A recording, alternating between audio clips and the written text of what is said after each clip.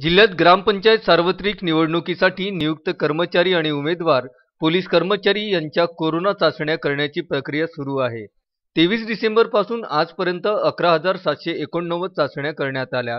ग्रामपंचायतीच्या निवडणुकीच्या अनुषंगाने कोरोना प्रतिबंधक उपाययोजना म्हणून संबंधितांच्या चाचण्या करण्यात आल्या। त्यात 95 व्यक्ती कोरोना बाधित असल्याचे आढळून आले।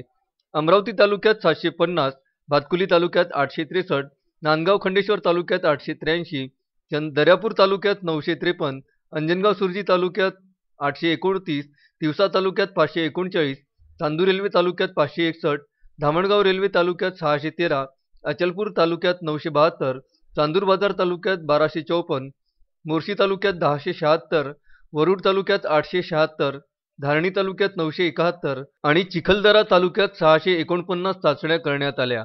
या चाचण्यांनुसार अमरावती तालुक्यात 18, भातकुली तालुक्यात 4, नांदगाव खंडेश्वर तालुक्यात 2, दर्यापूर तालुक्यात 6, अंजनगाव सुर्जी तालुक्यात 1, तिवसा तालुक्यात 4, चांदूर रेल्वे तालुक्यात 6, चांदूर बाजार तालुक्यात 1, मोर्शी तालुक्यात 3, वरुड तालुक्यात 7, धारणी तालुक्यात 41 आणि चिखलदरा तालुक्यात 2 व्यक्ती कोरोना बाधित आढळून आले।